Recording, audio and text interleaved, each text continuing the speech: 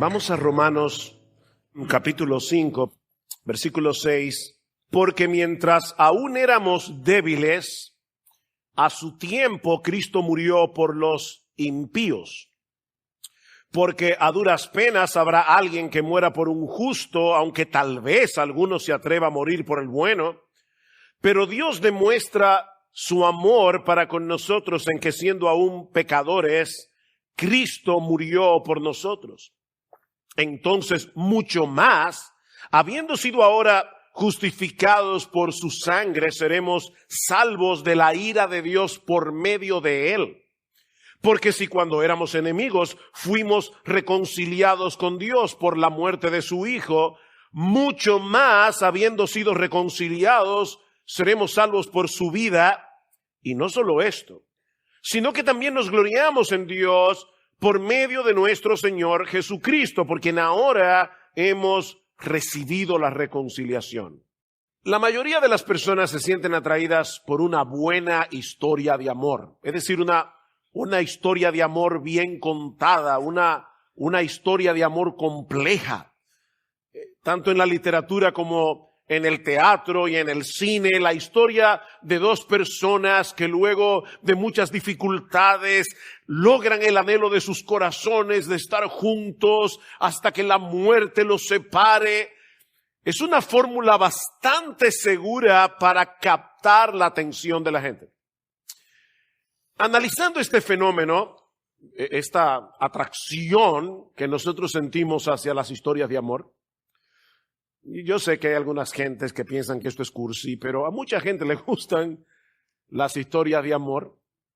Alguien decía que una posible razón para esta fascinación es que a las mujeres les encanta ver cómo los hombres caen rendidos ante sus encantos. Mientras que nosotros, los hombres, a nosotros nos gusta hacer el papel de héroes. O esa emoción de conquistar el amor de una mujer. Es por eso que siempre que leemos una historia de amor, siempre que vemos en el cine una historia de amor, nosotros queremos ser el protagonista o la protagonista. Hay otra explicación más teológica para esta fascinación, y es el hecho de que por creación todos nosotros fuimos cableados. ¿Entienden ese texto, ese término? Cableados.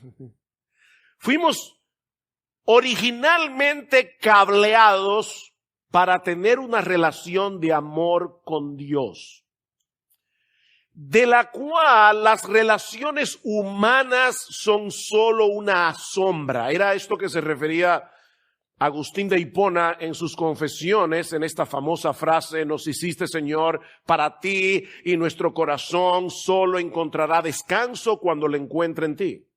Las historias de amor encuentran un eco en nosotros porque fuimos creados para amar y ser amados. Somos esencialmente, por naturaleza, por creación, somos seres relacionales.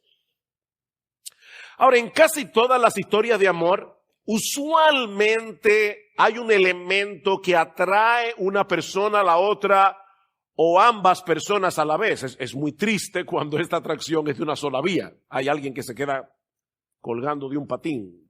Bueno, no sé cómo se dice eso en otros países, pero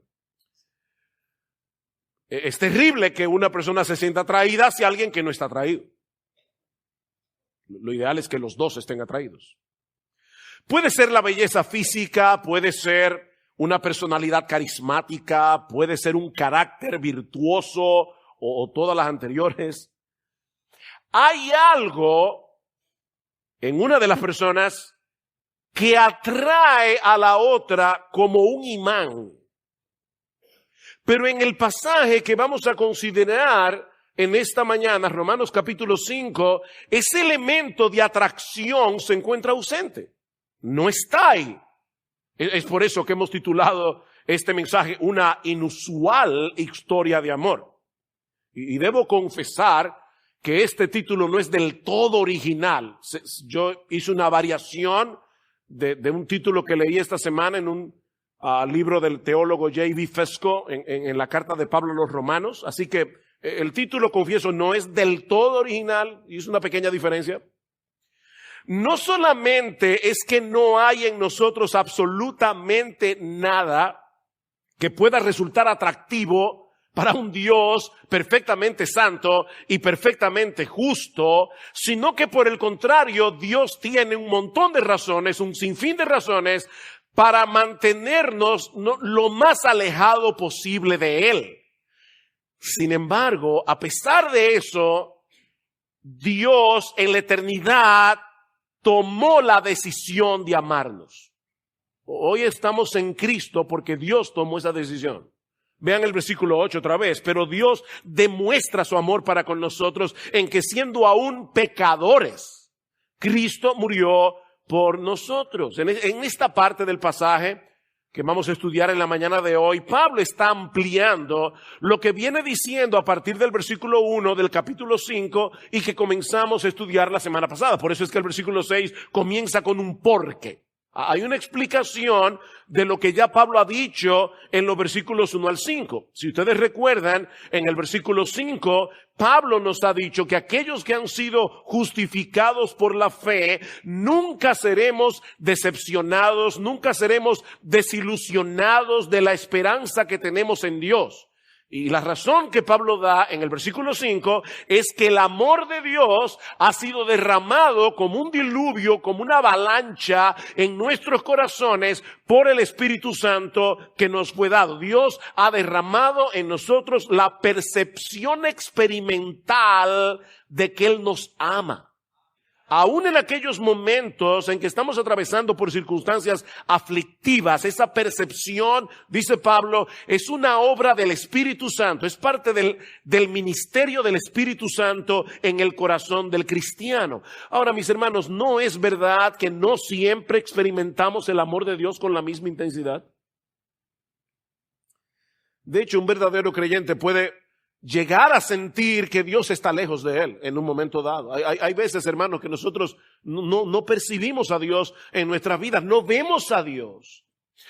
Pero ahora Pablo quiere hacernos ver que el amor de Dios no depende de nuestros sentimientos.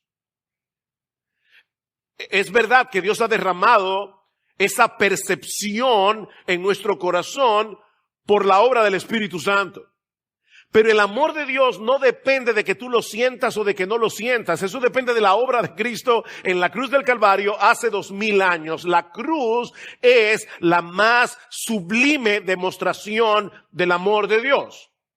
Sobre todo al considerar quiénes son los objetos de ese amor. Y ese es mi primer encabezado en esta mañana. ¿Quiénes son los objetos del amor de Dios? Bueno, déjame darte algunas características de quiénes son aquellos a quienes Dios ama. En el versículo 8 dice que somos pecadores, éramos pecadores. En el versículo 10 dice que éramos enemigos. En el versículo 6 dice que éramos débiles y que éramos impíos. Pecadores, enemigos, impíos y débiles. Y esa palabra débil es un poco débil en español.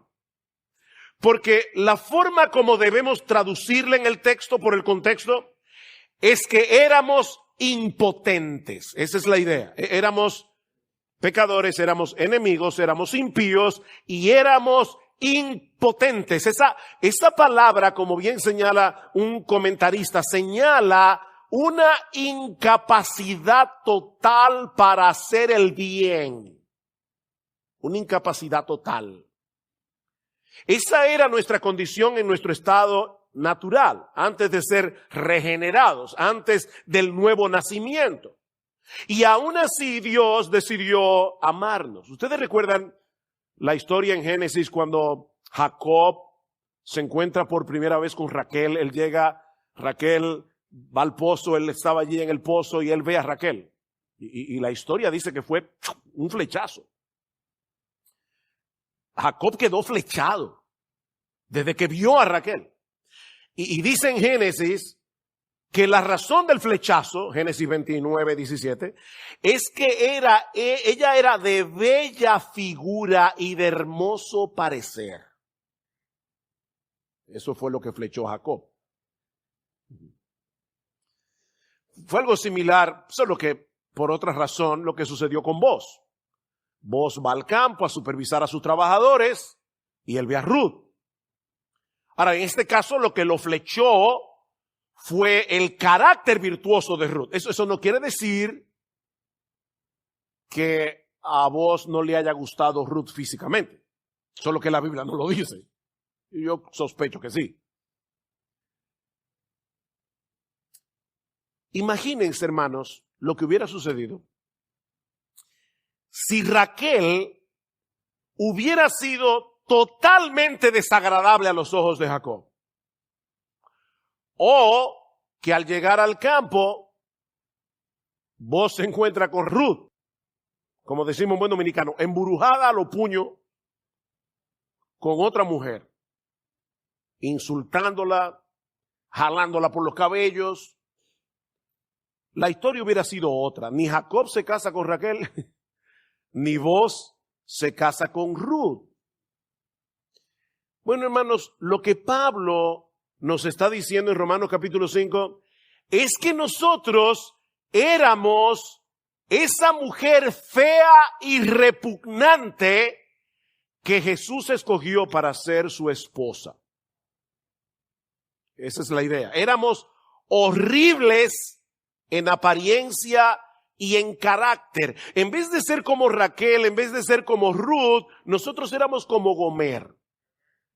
Éramos como esa esposa adúltera que Oseas, el marido, ella cayó tan bajo, que tuvo que ir a comprarla en un mercado de esclavos. Eso éramos tú y yo. No éramos Raquel, no éramos Ruth, éramos Gomer.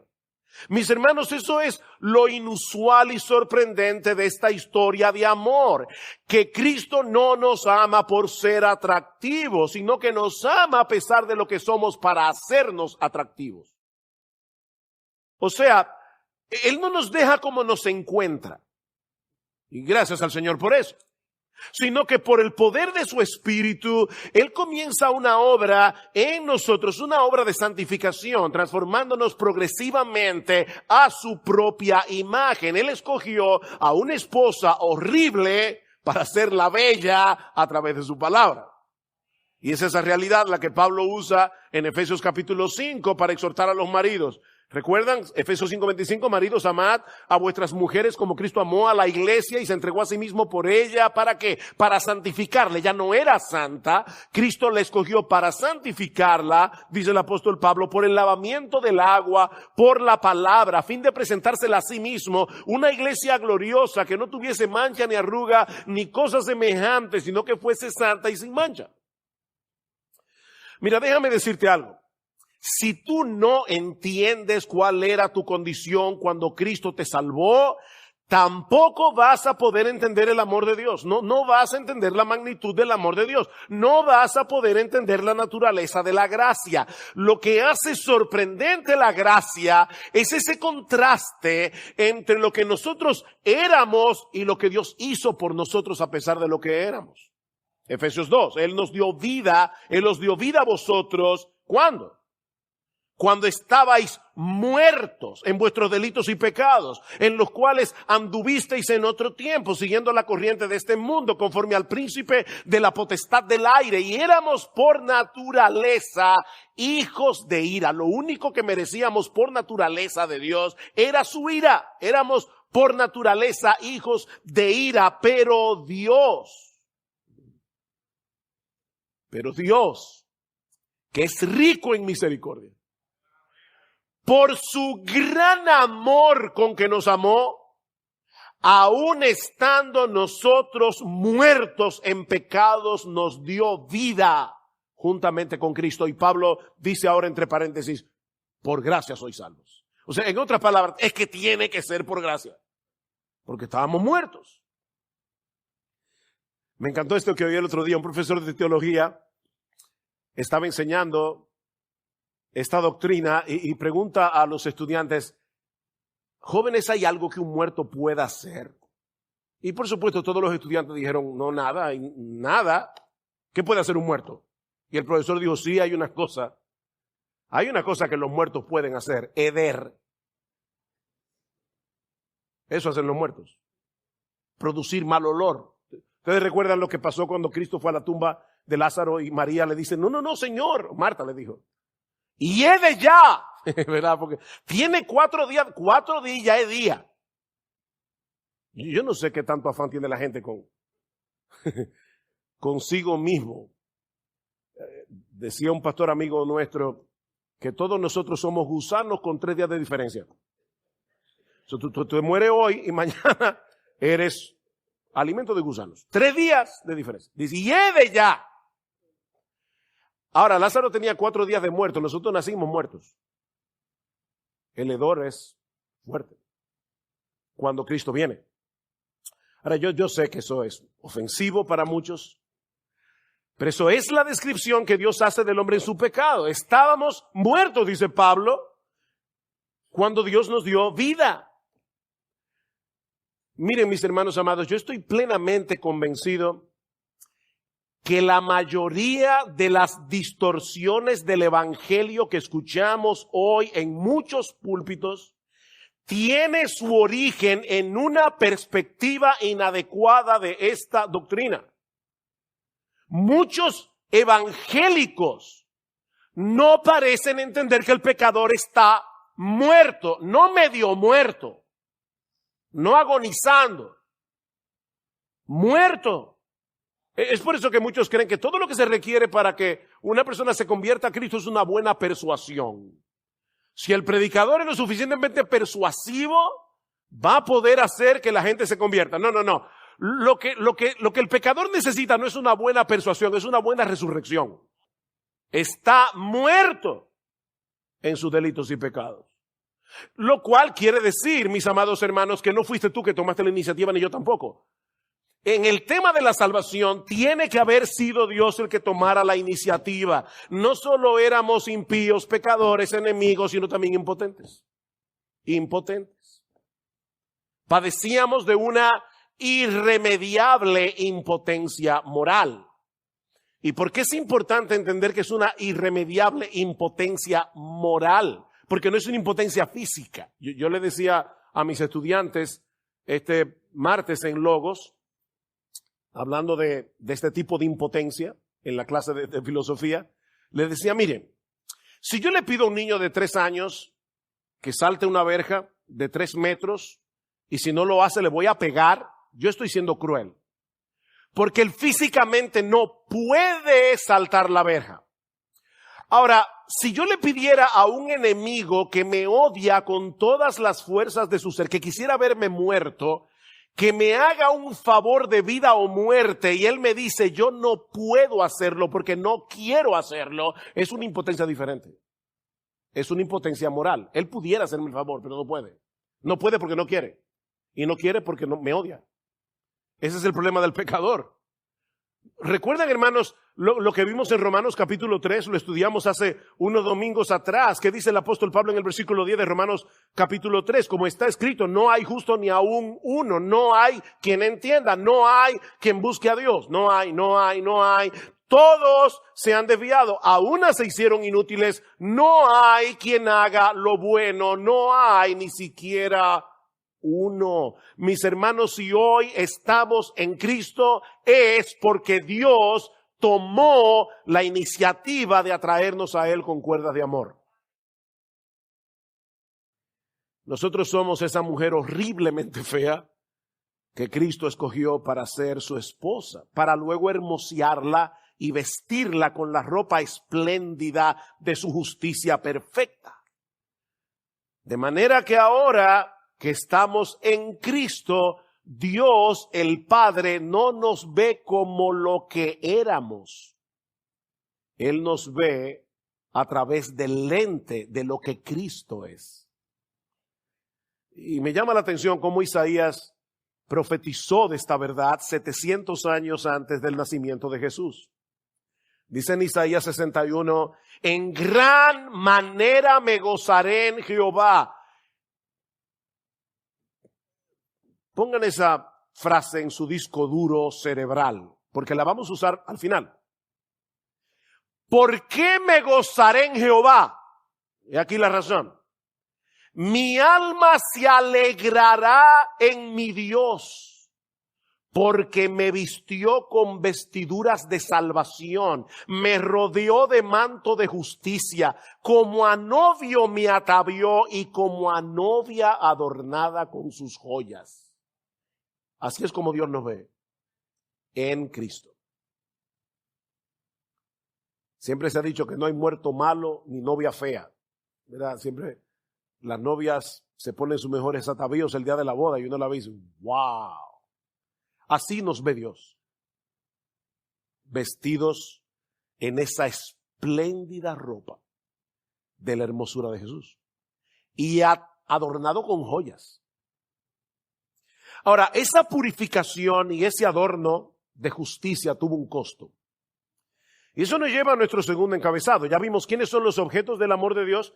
Veamos ahora en segundo lugar el costo infinito de ese amor.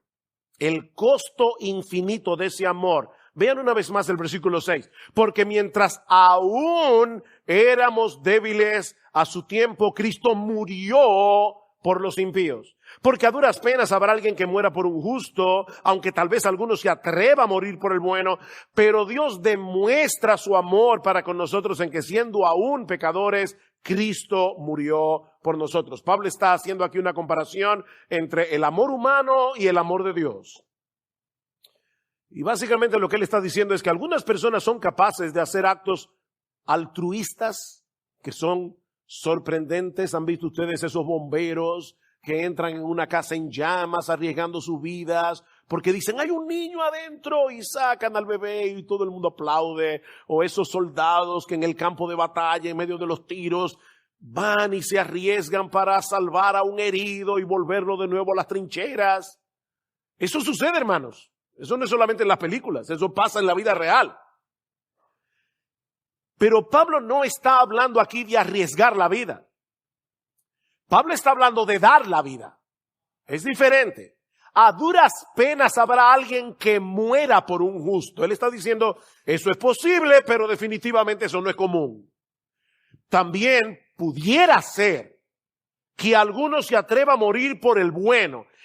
En otras palabras, existe la remota posibilidad de que alguien dé su vida por una persona que ante sus ojos es buena y valiosa. Pero ¿qué de entregar tu vida por la de un perverso, un pervertido, que para colmo de males te odia con cada célula de su ser y quisiera verte muerto? ¿Qué de dar la vida por alguien así? Miren, mis hermanos, lo sorprendente del amor de Dios es que Cristo dio su vida por gente rebelde e indigna que de haber podido lo habrían sacado a patadas de su trono para ponerse ellos. Por esa gente Cristo murió. Éramos sus enemigos, dice Pablo. Tal vez tú dices, no, pastor, yo nunca he sido enemigo de Dios. No, del Dios que tú tienes en tu cabeza sí, pero no del Dios que está aquí revelado en este libro. Éramos enemigos de Dios, dice Pablo, pero aún así Cristo murió. La segunda persona de la Trinidad voluntariamente se hizo hombre para pagar nuestra deuda con la justicia de Dios. El Todopoderoso se hizo débil. El autor de la vida murió. El Rey del universo dejó que sus criaturas lo traten como el peor de los criminales para luego absorber la ira de Dios que nosotros merecíamos, que tú y yo merecíamos, para que tú y yo pudiéramos ser justificados en la presencia de Dios. ¿Han escuchado hablar de los agujeros negros? Supuestamente en el universo hay agujeros negros que tienen tal campo gravitatorio que todo lo absorben. Bueno, mis hermanos, la cruz es el agujero negro que absorbió toda la ira de Dios que tú y yo merecemos por nuestros pecados. Cristo es el agujero negro de Dios, que absorbió su ira.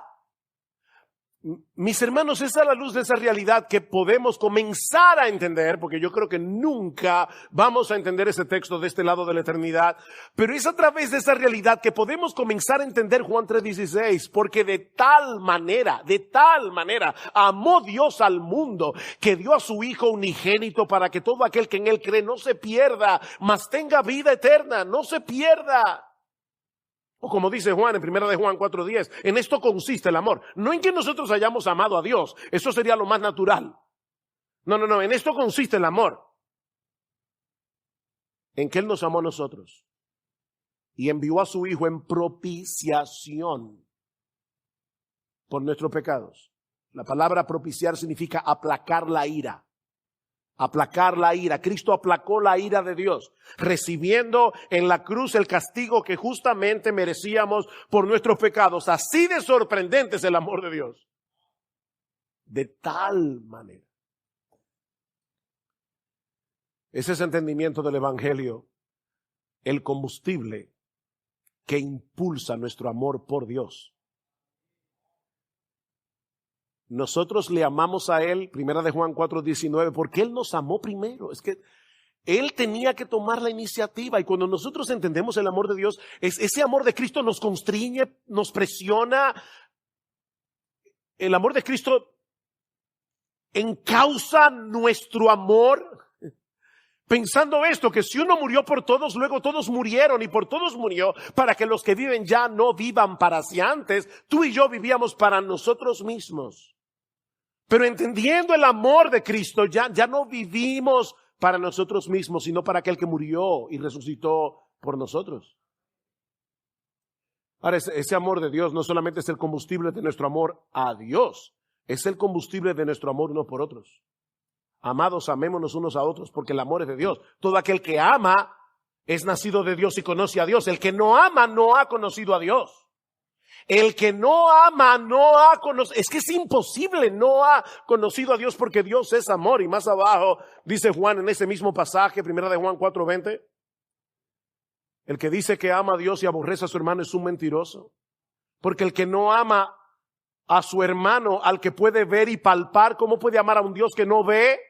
Y nosotros hemos recibido este mandamiento. No es una sugerencia, no es una opción. El que ame a Dios, que ame también a su hermano. Déjame hacerte una pregunta. ¿De verdad hay alguien a quien tú no puedas amar? Pero ¿quién tú te crees que eres?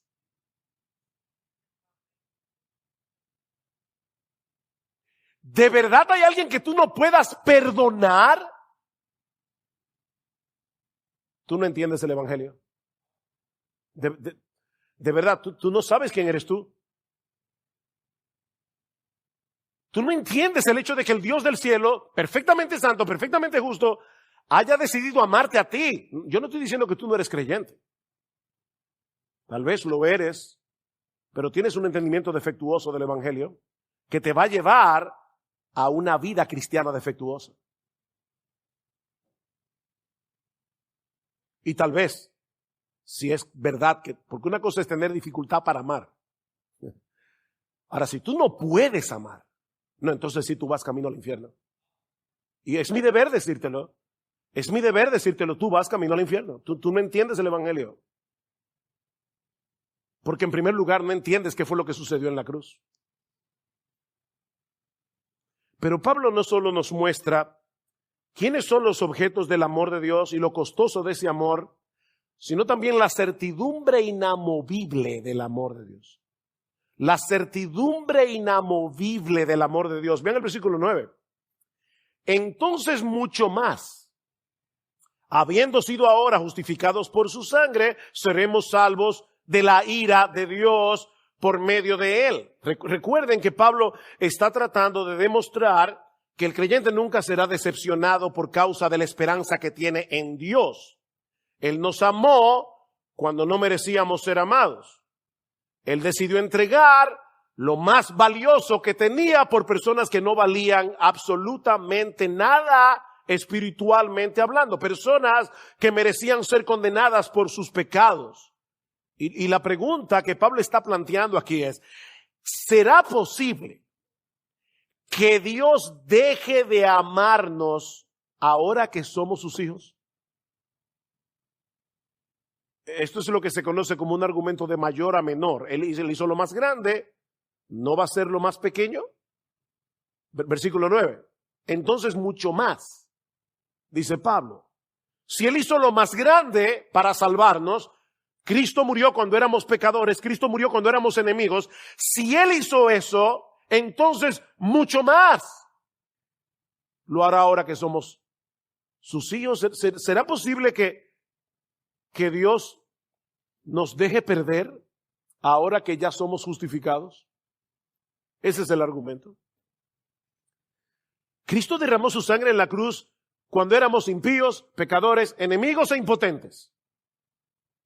Y todo eso para que Dios pudiera declararnos justos en su tribunal. ¿Existe alguna remota posibilidad de que un verdadero cristiano termine siendo condenado en el día del juicio? Ahora que por causa de Cristo tenemos paz con Dios, como vimos el domingo pasado, versículo 1 de Romanos 5.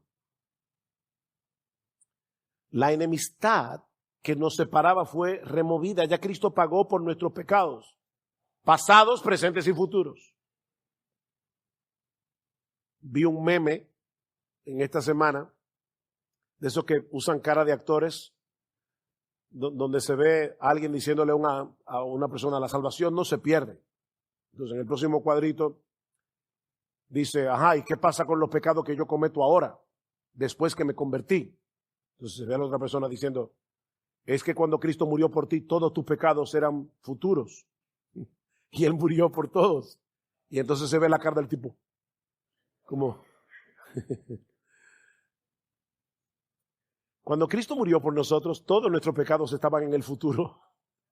Y Él pagó por todos. Él no pagó solamente por los que cometimos antes de convertirnos. Él pagó por todos nuestros pecados, pasados, presentes y futuros. Versículo 10. Porque si cuando éramos enemigos, fuimos reconciliados con Dios por la muerte de su Hijo, mucho más, otra vez la comparación, mucho más habiendo sido reconciliados, seremos salvos por su vida. Pablo está usando de nuevo el argumento mayor a menor. Él tomó la iniciativa de atraernos hacia Él, de hacernos sus amigos cuando estábamos en enemistad contra Él, al precio de la vida de su Hijo. Y de nuevo yo pregunto, ¿existe alguna posibilidad de que ahora que fuimos reconciliados, Dios decida declararnos la guerra otra vez? Eso es absurdo, hermanos. Por causa de Cristo, noten que Pablo dice, seremos salvos de la ira de Dios. En el futuro, seremos salvos. Podemos llegar al día del juicio con esta confianza. Seremos salvos por su vida. En el versículo 9 dice que fue por su muerte. ¿Se dieron cuenta de ese cambio? Aquí dice que fue por su vida. Y lo que Pablo parece estar diciendo es, Cristo nos salvó cuando estaba muriendo en debilidad. ¿Dejará que nos perdamos ahora que vive en poder? Cristo nos salvó muriendo, pero Él resucitó de la tumba al tercer día. Él ascendió a los cielos.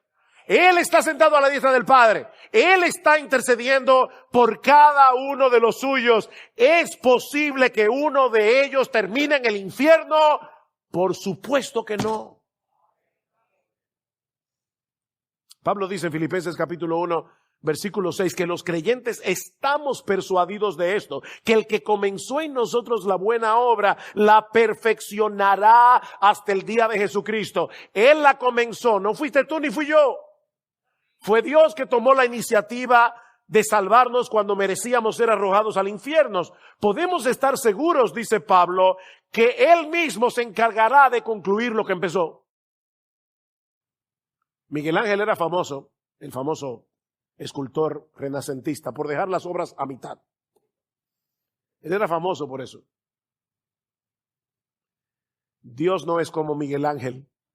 Él termina lo que empieza. Y tiene poder para terminar lo que empieza. No existe la menor posibilidad de que un verdadero creyente se pierda. Porque la salvación depende de Él, mis hermanos, de principio a fin. Y ya me imagino algunos pensando, sí, por eso es que algunos cristianos dicen, ya yo me convertí, no importa cómo yo viva, yo puedo cometer muchos pecados, porque no importa, ya Cristo murió por mí. Eso es lo que creen estos calvinistas. No, eso no es lo que creemos nosotros. Porque si una persona vive como le da la gana es porque nunca fue cristiano.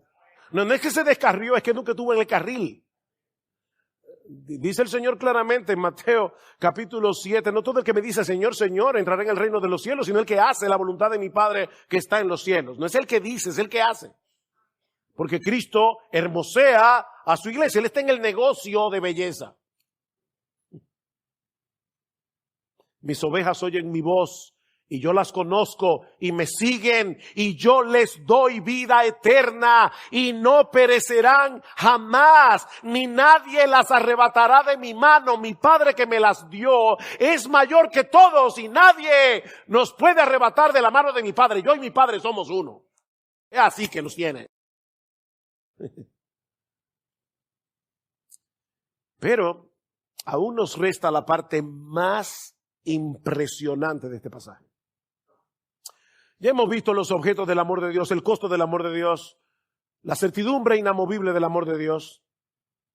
Veamos en cuarto lugar el propósito sublime y excelso del amor de Dios. El propósito sublime y excelso del amor de Dios. ¿Para qué nos salvó Dios? Versículo 11. Y no solo esto. Párense ahí. ¿Cómo que no solo esto? Pablo era genial armando oraciones bastante complejas a veces. Él viene hablando de algo, de repente mete un paréntesis para explicar algo que acaba de mencionar y luego retoma el tema. Bueno, él ya dijo en el versículo 2 que nosotros los cristianos nos gloriamos, es la misma palabra, nos gloriamos, nos jactamos, nos gozamos, tradúcelo como tú quieras, nos gloriamos en la esperanza de la gloria de Dios. Versículo 3. Y no solo esto, ¿ven la palabra ahí? Sino que también nos gloriamos en las tribulaciones, porque las tribulaciones producen un carácter probado. Las tribulaciones y la reacción nuestra ante las tribulaciones es lo que nos asegura que nosotros de verdad somos cristianos y que podemos gloriarnos en la esperanza de la gloria de Dios. Y no solo esto, ahí está la conexión. O sea, todo versículo 6 en adelante fue un paréntesis. Y no solo esto, sino que también nos gloriamos en Dios mismo. En Dios mismo. Ya Pablo nos ha dicho que el costo de nuestra salvación fue la vida de nuestro Señor Jesucristo. La pregunta es, ¿y qué fue lo que Él compró? ¿Qué fue lo que Él compró a precio de su sangre? Oh, pastor, el perdón de nuestros pecados. Eso es verdad. Pero no es toda la verdad. Justificación. Es verdad, pero no es toda la verdad. La esperanza del cielo. Es verdad, pero no es toda la verdad. Mis hermanos, ¿qué fue lo que Cristo compró para nosotros?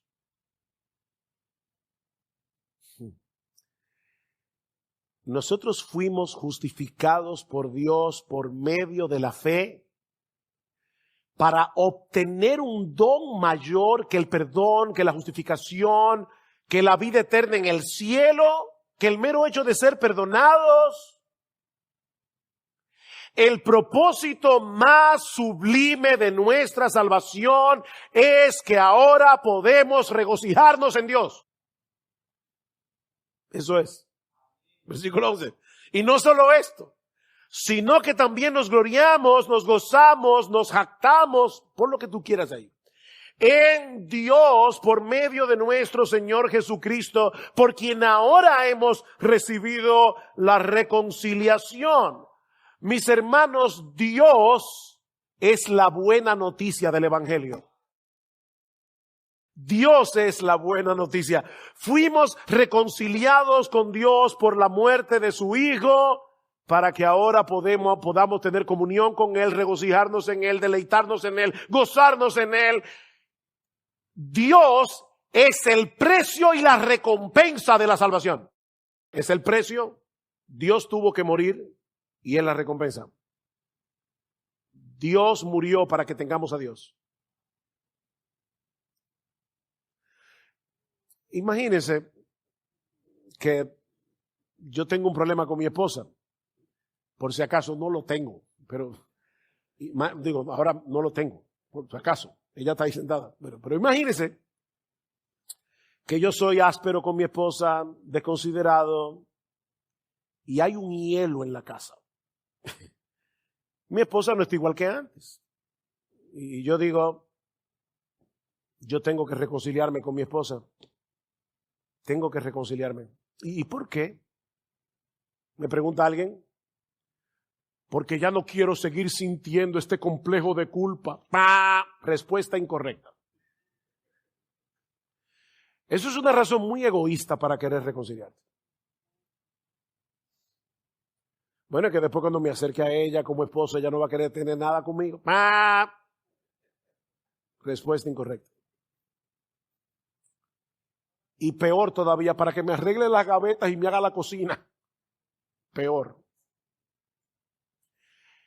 La única motivación apropiada y correcta por la cual yo debería querer reconciliarme con mi esposa es por ella misma. Es porque yo la quiero a ella. No lo que ella me da, sino a ella. Lo otro es una reconciliación mercenaria.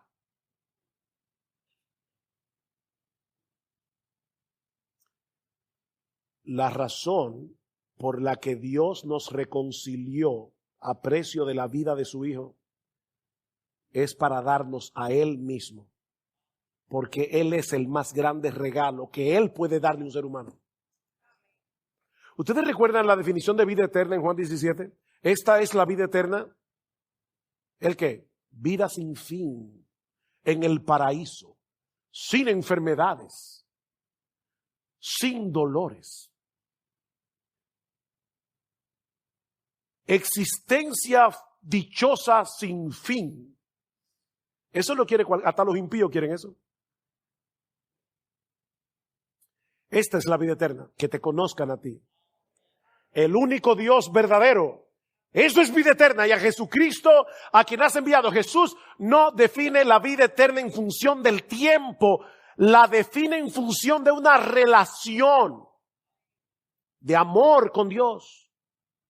La vida eterna no sería un regalo si no pudiéramos tener la capacidad de disfrutar al ser más disfrutable del universo. Mis hermanos, lo que hace deseable la vida eterna es que estaremos en la presencia de Dios, deleitándonos en la contemplación de su gloria y en la participación de esa gloria por los siglos de los siglos. Eso es vida eterna. Eso es vida eterna. Dice el salmista en el Salmo 16, versículo 11, en tu presencia hay plenitud de gozo, delicias a tu diestra para siempre. Señor, yo te quiero a ti, porque en tu presencia hay plenitud, un gozo pleno, no un gozo mezclado con tristezas y dolor. Plenitud de gozo, como dice Asaf en el Salmo 73, ¿a quién tengo yo en los cielos? Sino a ti. ¿Y sabes qué, Dios? Fuera de ti, nada deseo en la tierra. Mi carne y mi corazón desfallecen, mas la roca de mi corazón y mi porción es Dios para siempre. No el paraíso. No el saber que ya no voy al infierno.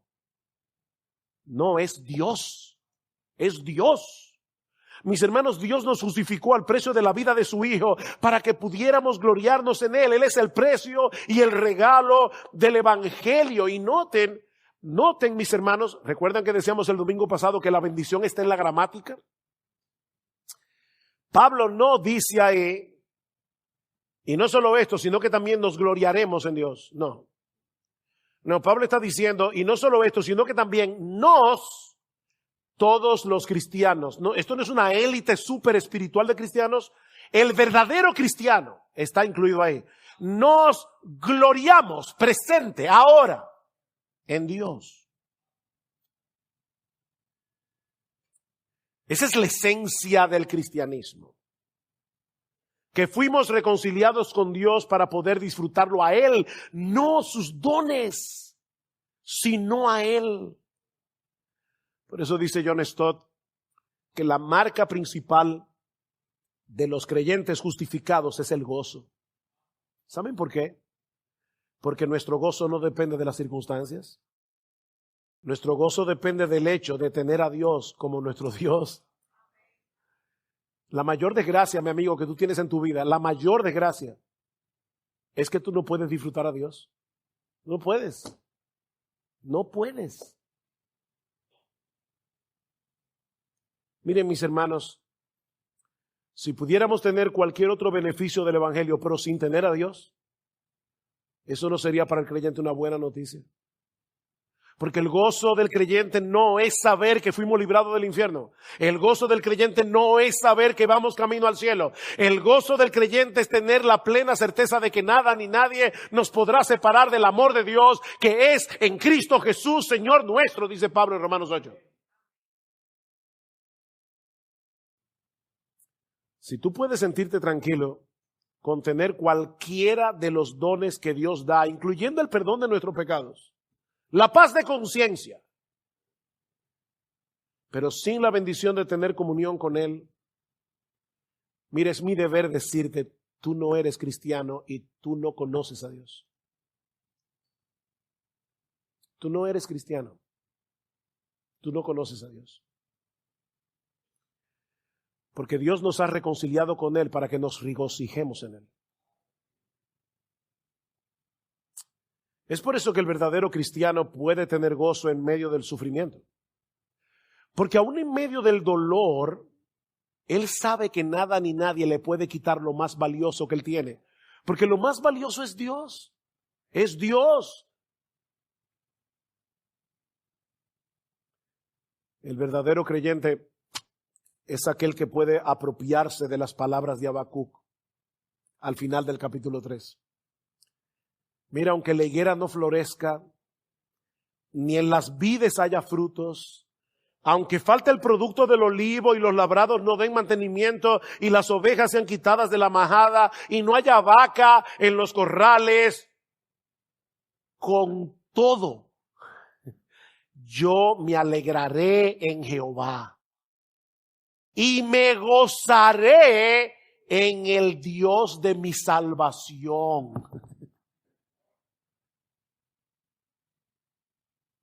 Y yo sé que hay momentos en que un verdadero cristiano puede atravesar por un periodo de frialdad espiritual en el que no está regocijándose en Dios como en otro tiempo. ¿Ese es tu caso hoy? Porque si tú eres un cristiano, tú deberías desear volver a aquellos tiempos. ¿Ese es tu caso hoy? Bueno, nuestro texto tiene la clave para resolver tu mal. Míralo otra vez. Recuerda, la bendición está en el texto, en la gramática. Míralo otra vez. Y no solo esto, sino que también nos gloriamos en Dios por medio de nuestro Señor Jesucristo. Ahí está la clave. ¿Se han dado cuenta en el texto cómo Cristo va de principio a fin? Es por medio de Cristo que ahora tenemos paz con Dios. Es por medio de Cristo que ahora tenemos libre acceso al Dios de toda gracia. Es por medio de Cristo, versículos 9 y 10, que hemos sido reconciliados. Y ahora Pablo dice que es por medio de Cristo que nos gloriamos en Dios. ¿Quieres recobrar tu gozo en Dios? Medita en Jesús. Medita en Cristo. Medita en lo que Él ha hecho por ti. Medita en su obra de redención. Recuerda, mi amado hermano, la condición en la que te encontrabas cuando Él por su Espíritu te llamó a salvación. Cuando Él por su Espíritu te aplicó en tu corazón lo que Él hizo por ti en la cruz del Calvario hace 2000 años.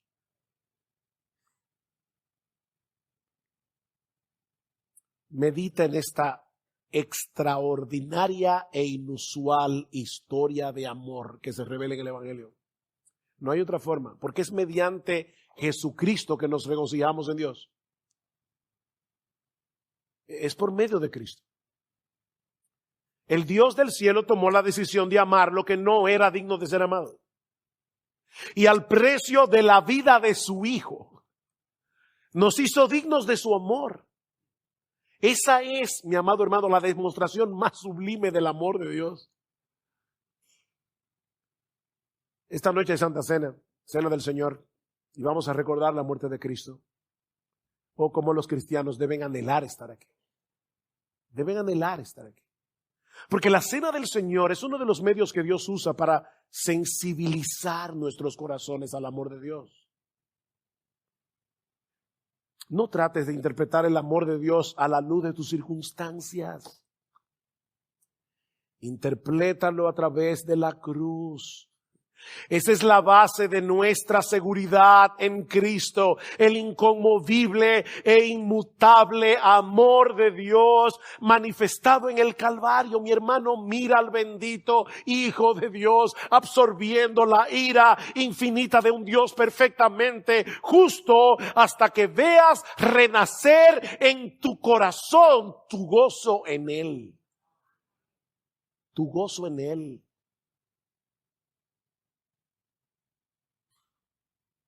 Y si tú estás aquí sin Cristo en esta mañana, tú no tienes razón alguna para regocijarte en Dios. Porque la paternidad de Dios está reservada únicamente para aquellos que están en Cristo, unidos a Él por medio de la fe, en el que en Él cree no es condenado. No es condenado, dice Juan 3:18, pero el que no cree ya ha sido condenado porque no ha creído en el nombre del unigénito Hijo de Dios. ¿Te diste cuenta? Ya el veredicto fue pronunciado en la corte celestial. Ya tú estás condenado. Y más adelante dice el Señor, el que cree en el Hijo tiene vida eterna. Pero el que rehúsa creer en el Hijo no verá la vida, sino que la ira de Dios permanece sobre él.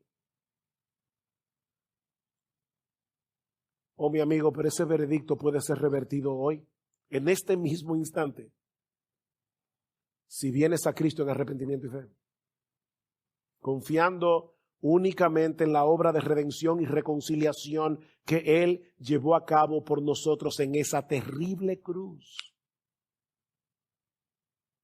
Ese manantial de perdón y salvación, ese manantial del mismo Dios, Dios como un río de agua viva,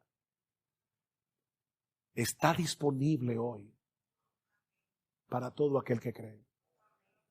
Ven a Cristo, ven a Cristo.